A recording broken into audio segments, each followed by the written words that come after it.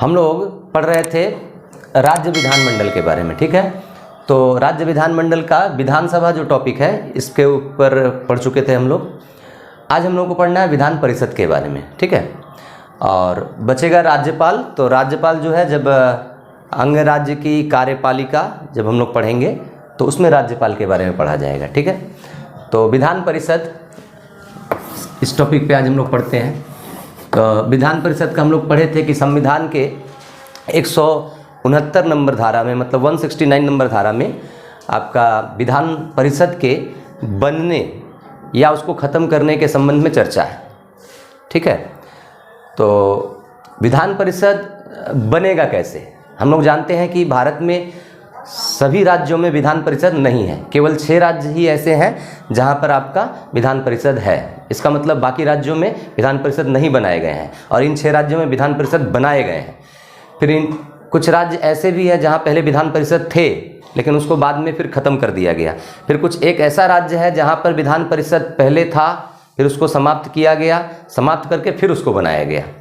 तो 169 नंबर धारा में विधान परिषद के गठन के बारे में या लुप्ति के बारे में ये कहा गया है कि अगर विधानसभा के जो सदस्य हैं उसके 2/3 सदस्य हैं, 2/3 सदस्य, विधानसभा में जितने भी सदस्य हैं उसमें से 2/3 सदस्य, 2/3 बहुमत से विधानसभा के सदस्य अगर ये प्रस्ताव पारित कर दें कि उनको विधान परिषद की ज़रूरत है तो वो प्रस्ताव चला जाता है संसद में और संसद जब उसको मंजूरी दे देता है तो उस राज्य में विधान परिषद का गठन हो जाता है। ठीक इसी का उल्टा होगा विधान परिषद की अवलुप्ति में कि अगर 2/3 सदस्य, विधानसभा के 2/3 सदस्य ये प्रस्ताव पारित करें कि विधान परिषद की ज़रूरत नहीं है, संसद के पास भेजा जाएगा, संसद अगर मंजूरी दे दिया तो विधान परिषद समाप्त हो जाएगा।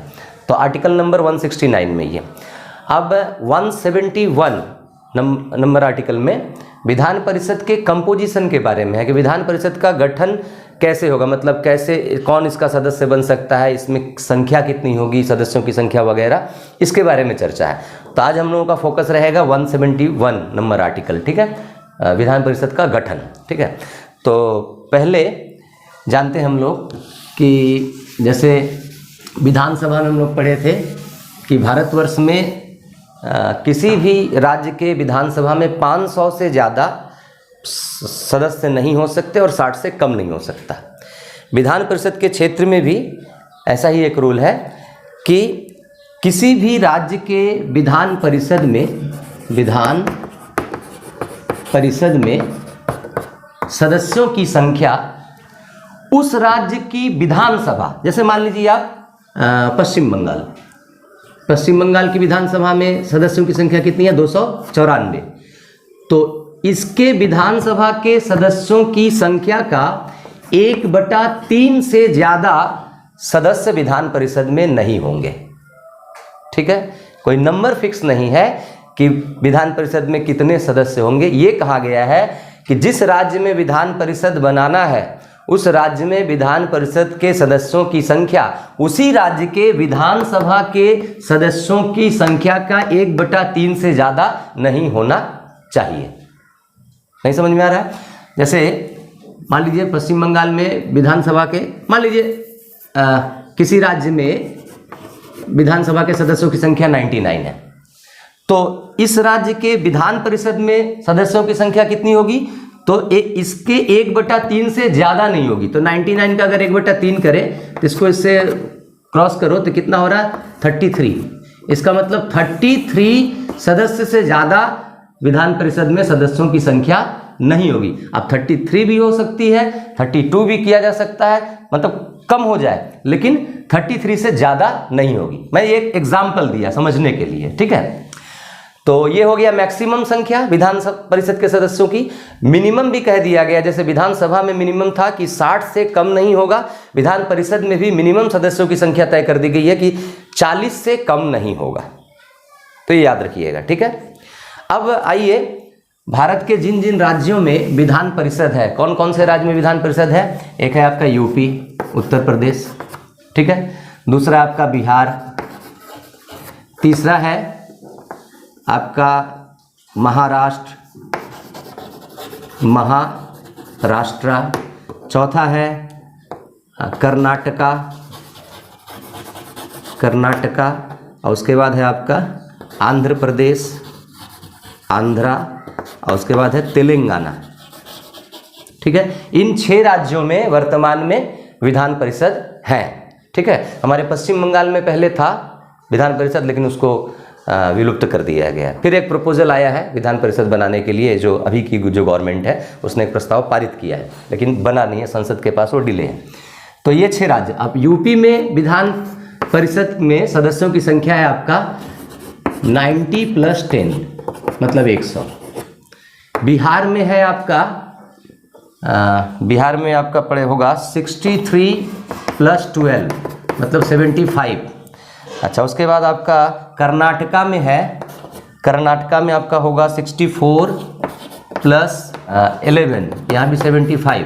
अच्छा, उसके बाद आपका महाराष्ट्र में 66 + 12 यहाँ 78। आंध्रा में है आपका 50 + 8 58। और तेलंगाना में है 34 + 6 मीन्स 40। तो ये जो 6 राज्य हैं, इन 6 राज्यों में विधान परिषद में सदस्यों की संख्या है यूपी में सबसे ज़्यादा 100, क्योंकि यहाँ ज़्यादा हो ही सकता है, क्योंकि यूपी में विधानसभा के सदस्यों की संख्या 403 है। तो 403 के हिसाब से अगर 1/3 से ज़्यादा ना हो तो 100 तक पहुँच सकता है। ठीक है, तो ज़्यादा है। बिहार में 75। इस तरीके से आपके टोटल हर राज्य में विधान परिषद के सदस्यों की संख्या है। अब ये जो है 90 + 10, ये प्लस जो है ये, इसके बारे में थोड़ा बाद में जब हम लोग विधान परिषद के सदस्यों के चुनाव के बारे में पढ़ेंगे तभी आप समझाते हैं ये वाला। ठीक है, ये 12 + 12 + 11। ठीक है, टोटल यूपी में टोटल इतना, बिहार में इतना इतना। ठीक है, अब आइए, ये तो हो गई सदस्यों की संख्या। अब विधान परिषद का सदस्य बनने के लिए, जैसे विधानसभा का सदस्य बनने के लिए योग्यता क्या थी, पढ़े हम लोग कि उम्र कम से कम 25 वर्ष हो। लोकसभा में भी पढ़े थे, सेम था। तो विधानसभा में जो जो योग्यताएं थी, यहाँ केवल एक योग्यता चेंज होगी कि विधान परिषद के सदस्यों की संख्या, सदस्यों की जो योग्यता होगी, योग्यता में एक चेंज होगा उम्र का। विधानसभा में 25 और विधान परिषद में 30। जैसे लोकसभा में 25, राज्यसभा में 30। मिनिमम उम्र विधान परिषद के सदस्यों की संख्या कितनी होगी? 30 होगी। ठीक है, तो ये योग्यता हो गया। और भी आप विधानसभा की सदस्यों की योग्यता पिछले वाला पढ़ लीजिएगा वीडियो में, तो ये बाकी योग्यताएं आपको पता चल जाएगा। अब थोड़ा सा आते हम लोग कि विधान परिषद के सदस्यों का चुनाव कैसे होता है। ठीक है, तो जैसे मान लीजिए कि बिहार का ले लीजिए। बिहार में हम लोग देखे थे कितना था, आपका 63 + 12 75। तो बिहार में ये 75 है विधान परिषद के सदस्यों की संख्या। अब इनका चुनाव होता कैसे है, तो कहा गया है कि 1/3 सदस्य, ये सदस्य चुने जाएंगे जो विधानसभा के सदस्य होते हैं, विधानसभा उनके द्वारा। फिर 1/3 सदस्य चुने जाएंगे आपका जो राज्यों में म्यूनिसिपैलिटीज होते हैं, नगर पालिका, जिला बोर्ड। ठीक है, इन सब के सदस्यों के द्वारा। आप डिस्ट्रिक्ट बोर्ड या local self government, local self government मतलब जो स्थानीय शासन, जैसे म्यूनिसिपैलिटीज होते हैं ना, नगर पालिका, तो उनसे उनके सदस्यों द्वारा 1/3 सदस्य चुने जाते हैं।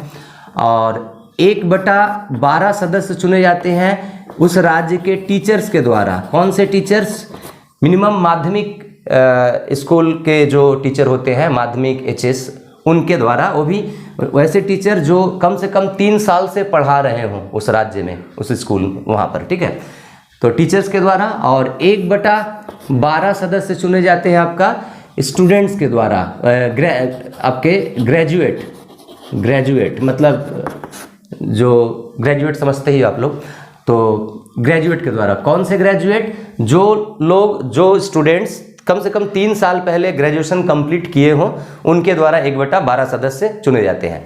और बाकी 1/6 सदस्य चुना नहीं जाता, मतलब मनोनीत किया जाता है। जैसे राज्यसभा में राष्ट्रपति मनोनीत करता था, 12 व्यक्तियों को, उसी तरह से मनोनीत किया जाता है 1/6 सदस्य राज्य के राज्यपाल के द्वारा, राज्यपाल के द्वारा, ठीक है, मनोनीत किया जाता है, वही साहित्य, कला, विज्ञान आदि के क्षेत्र से, ठीक है।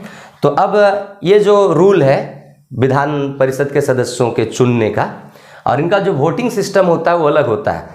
जैसे विधानसभा के सदस्यों का चुनाव जो होता है वो टेरिटोरियल रिप्रेजेंटेशन, मतलब कि राज्य को कई विधानसभा क्षेत्र में बांटा गया है, अलग अलग टेरिटरी किया गया है, उसमें जो राज्य के नागरिक होते हैं, जो 18 वर्ष जिनकी उम्र हो गई, जिनका वोटर लिस्ट में नाम है, वो चुनाव करते हैं डायरेक्ट विधानसभा के सदस्यों का। तो इसको कहते हैं टेरिटोरियल रिप्रेजेंटेशन। और इनका जो चुनाव होता है, इनका चुनाव होता है प्रोपोर्शनल रिप्रेजेंटेशन, समानुपातिक प्रतिनिधित्व प्रणाली के आधार पर। तो इसके ऊपर भी एक वीडियो की ज़रूरत है कि टेरिटोरियल रिप्रेजेंटेशन क्या होता है, समानुपातिक प्रतिनिधित्व प्रणाली क्या होता है, फंक्शनल रिप्रेजेंटेशन है, उसके ऊपर एक अलग से हम लोग वीडियो अपलोड करेंगे। बस इतना जान के रखिए कि इनका जो चुनाव होता है इनके सदस्यों का समानुपातिक प्रतिनिधित्व प्रणाली के आधार पर होता है, ठीक है। तो अब इसको थोड़ा समझिए कि मान लीजिए बिहार में 75 है विधान परिषद में सदस्यों की संख्या, तो 1/3, इसमें से 1/3 सदस्य किसके द्वारा चुने जाएंगे, जो विधानसभा के मेंबर हैं, बिहार के MLAs हैं, उनके द्वारा 1/3 सदस्य चुने जाएंगे। तो इसका मतलब अगर 75 का 1/3 करें, हम 1/3 करें तो कितना आएगा, 25, 3 से भाग दीजिए, तो 25 सदस्य चुने जा रहे हैं MLA के द्वारा, 1/3 सदस्य लोकल सेल्फ गवर्नमेंट के द्वारा, तो यहाँ पर भी 25 सदस्य चुने जाएंगे इनके द्वारा, ठीक है। 1/12, तो 12 से अगर भाग दीजिएगा तो 6 होगा, 12 छके 72, 75 के में, ठीक है। और 1/12 आपका ग्रेजुएट के द्वारा, ये भी होगा 6, ठीक है। अब जो बाकी बचा 1/6 वो राज्यपाल के द्वारा, ठीक है। तो अब ये कहा गया है कि लगभग 1/3 एक्यूरेट नहीं होता, अगर 1/3 एक्यूरेट नहीं किया जा सकता। जैसे मान लो यूपी में 100 विधानसभा के विधान परिषद में सदस्यों की संख्या है, तो 100 का 1/3, तो 100 से तो डिवाइड होगा ही नहीं, 33 होगा, ठीक है। एक्यूरेट नहीं होता 1/3, लगभग 1/3 सदस्य। तो बिहार में ये जो विधानसभा के सदस्य द्वारा चुने जाते हैं वो 27 होते हैं, ठीक है, 27, और म्यूनसिपैलिटी से चुने जाते हैं आपका, या पंचायत से 24, ठीक है। और 6 चुने जाते हैं आपका टीचर के द्वारा, ग्रेजुएट जो है उनके द्वारा 6, तो कितने हुए 75 में जोड़कर देखिए तो आपको मिलेगा 63, ये जोड़कर देखिए, ये चुने गए, चुनाव हुआ। और ये जो +12 जो हम लोग लिस्ट बनाए थे, जैसे यूपी का 90 + 10, बिहार का 63 + 12 लिस्ट किए थे ना, वो ये जो प्लस है, ये जो 12, ये है आपका राज्यपाल के द्वारा मनोनीत, इसलिए इसको अलग से लिखा गया, ये निर्वाचित, ये मनोनीत, समझ में आई बात। तो राज्यपाल के द्वारा 12, तो टोटल देखिए काउंट करके जोड़कर आपका 6 6 12 12 24 24 48 और 27 हो जाएगा आपका टोटल 75। तो इस तरीके से विधान परिषद के सदस्यों का चुनाव होता है। ये कॉन्सेप्ट क्लियर हुआ विधान परिषद के। अब आइए इनका कार्यकाल। अब ये जो सदस्य होते हैं जो चुनकर गए विधान परिषद में, इनका कार्यकाल वही जैसे राज्यसभा में 6 वर्ष, मैंने कहा था कि लोकसभा, केंद्र की लोकसभा, राज्य की विधानसभा, केंद्र की राज्यसभा, राज्य की विधान परिषद, सेम स्ट्रक्चर। तो राज्यसभा में कितने साल कार्यकाल होता है, 6 वर्ष का उनके सदस्यों का। आपका विधान परिषद में भी सदस्यों का कार्यकाल 6 वर्ष ही रखा गया है, बट हर 2 साल बाद जितने भी सदस्य हैं, मान लीजिए 75 सदस्य हैं विधान परिषद में, तो इनका 1/3 सदस्य, ठीक है, रिटायर हो जाएंगे। 1/3 सदस्य, मान लीजिए 25, एक्यूरेट नहीं होता, मैं इसके पहले भी कहा हूँ, संख्या इधर उधर होती है, लगभग 1/3 सदस्य आपके रिटायर हो जाएंगे, मतलब 25 सदस्य रिटायर हो गए और फिर उसी साल 25 नए सदस्य फिर इसमें चुन लिए जाएंगे। तो विधान परिषद कभी भी खाली नहीं होता, इसमें हमेशा कुछ न कुछ सदस्य रह जाते हैं। इसीलिए विधान परिषद को क्या कहा जाता है? अस्थाई सदन, और विधानसभा को अस्थाई सदन, क्योंकि विधानसभा मैक्सिमम 5 साल बाद भंग होती ही है उसके। तो अस्थाई सदन विधानसभा, और विधान परिषद हो गया आपका स्थाई सदन, ठीक है। इसीलिए तो ये एक हुआ। अब आइए इसके पदाधिकारी कि विधान परिषद में, जैसे विधानसभा की बैठक चलाने के लिए विधानसभा के सदस्य अपने में से एक स्पीकर चुनते थे, एक डेप्यूटी स्पीकर चुना जाता था। स्पीकर और डेप्यूटी स्पीकर मिलकर विधानसभा की बैठक को चलाते हैं, स्पीकर की अनुपस्थिति में डेप्यूटी स्पीकर, और भी बताए थे हम। उसी तरह जैसे राज्यसभा में क्या था, राज्यसभा की बैठक चलाने के लिए चेयरमैन होता है, और वो चेयरमैन कौन होता है? जो भारत का उस समय प्रेजेंट उपराष्ट्रपति होगा, वो राज्यसभा का चेयरमैन होता है। लेकिन विधान परिषद में क्या होता है कि विधान परिषद का चेयरमैन विधान परिषद के सदस्यों द्वारा ही चुना जाता है। इन्हीं सदस्यों में से ही एक चेयरमैन चुन लिया जाता है, और उसकी अनुपस्थिति में सभा को चलाने के लिए एक डेप्यूटी चेयरमैन। तो अगर आप लोकसभा राज्यसभा ये अगर ठीक से समझ जाए तो विधान परिषद विधानसभा समझने में कोई समस्या नहीं है। तो ये पदाधिकारी हो गए। अब कभी कभी ऐसा भी होता है कि मान लीजिए चेयरमैन भी अनुपस्थित है, डेप्यूटी चेयरमैन भी अनुपस्थित है। तो विधानसभा में क्या था, 6 चेयरमैन चुने जाते थे, स्पीकर डेप्यूटी स्पीकर अगर दोनों अनुपस्थित है तो विधानसभा में चेयरमैन चुने गए थे 6, उनमें से कोई एक स्पीकर के रूप में काम करेगा।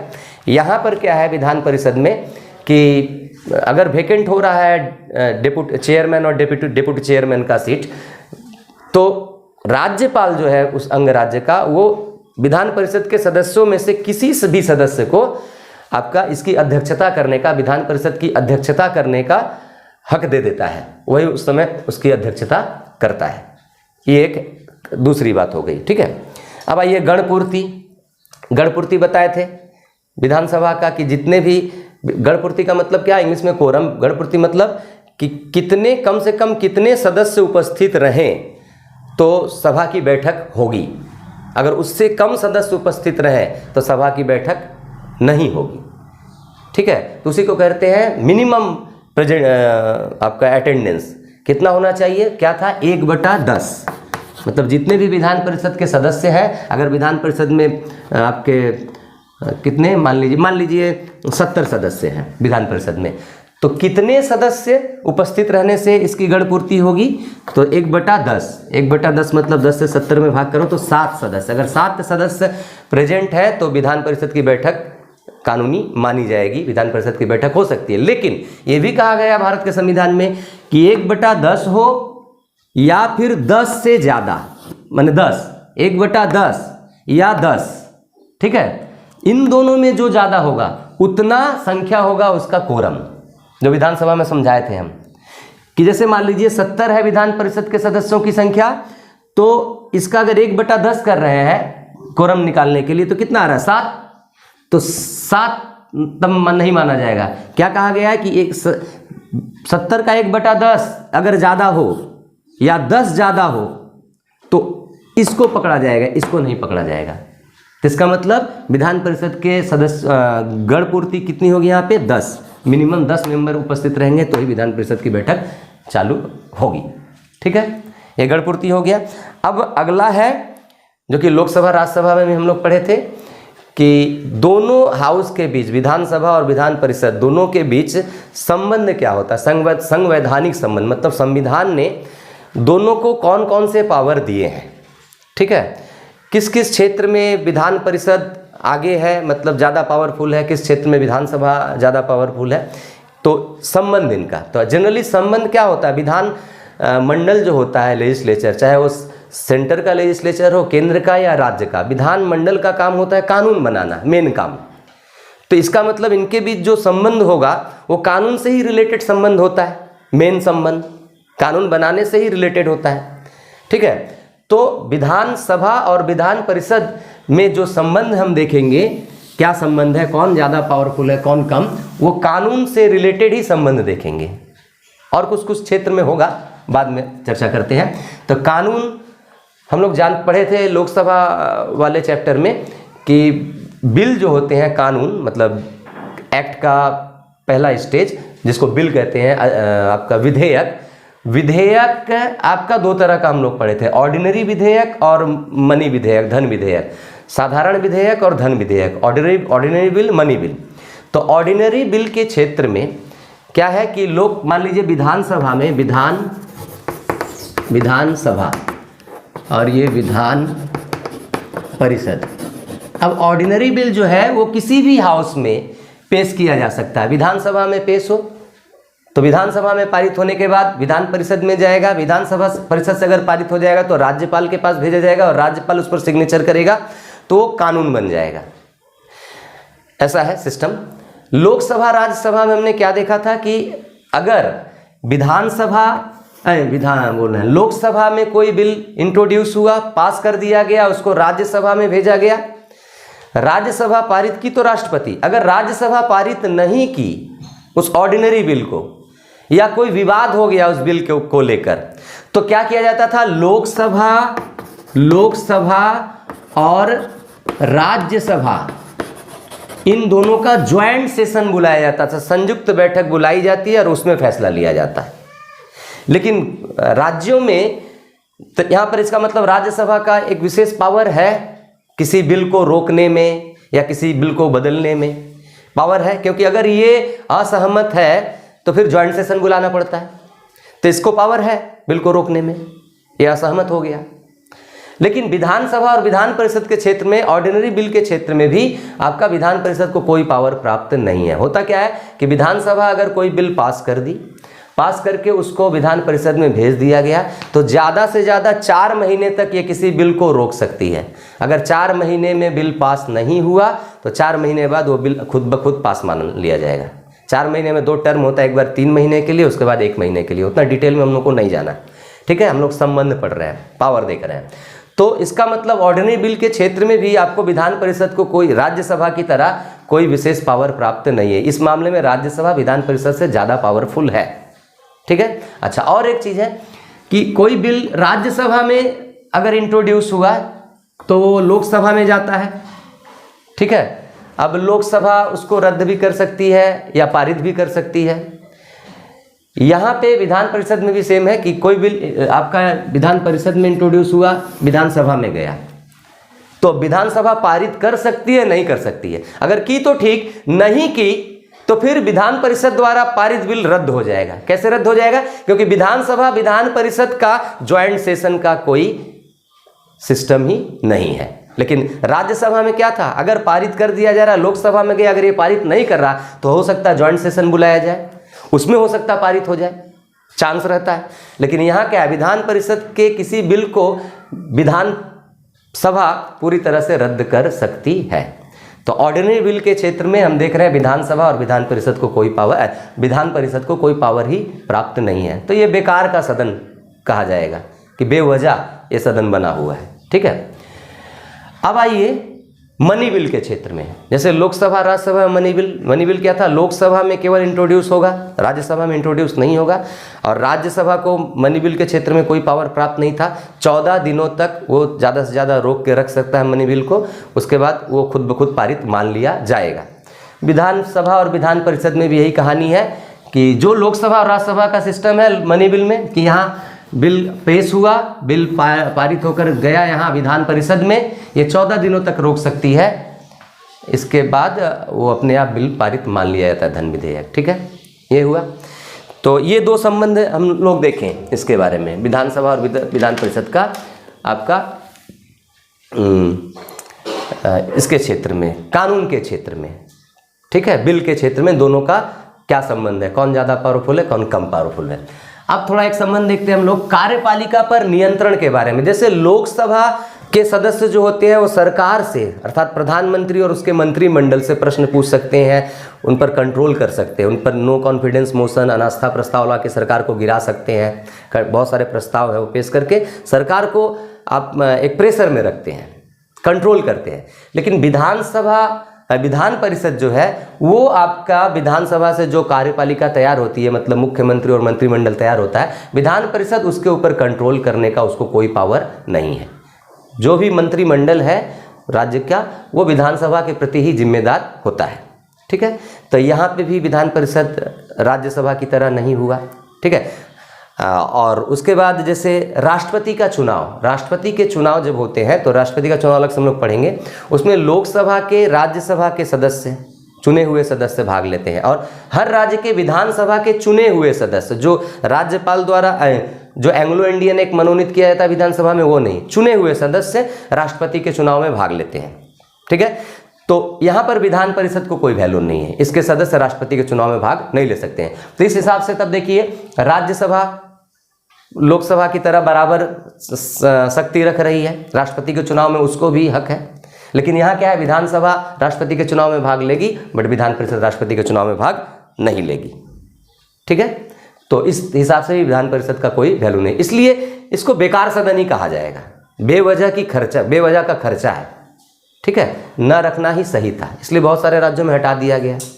लेकिन कभी कभी क्या होता है, राजनेता लोग दूसरे फायदे के लिए विधान परिषद का गठन करना चाहते हैं, कि जैसे मान लीजिए मंत्री, किसी को मुख्यमंत्री बनना है, अब उसको जनता पसंद नहीं करती, तो विधानसभा के चुनाव में वो नहीं जीता, ठीक है। अगर विधान परिषद रहेगा तो इस नेता के, पार्टी के इस नेता के जो एमएलए लोग हैं, वो विधान परिषद में चुन के भेज सकते हैं उस व्यक्ति को, क्योंकि हम लोग पढ़े थे कि 1/3 सदस्य एमएलए द्वारा चुने जाते हैं विधान परिषद के। तो ये एमएलए लोग उस नेता को भेज दिए विधान परिषद में। अब विधान परिषद का वो सदस्य बन गया, तो रूल क्या है, नियम क्या है संविधान में, कि अगर मुख्यमंत्री बनना है या कोई मंत्री बनना है तो आप दोनों हाउस में से किसी भी एक हाउस का सदस्य रह सकते हैं, होने से ही होगा। तो विधान परिषद का सदस्य बन गया और सदस्य बनकर वो मुख्यमंत्री बन गया।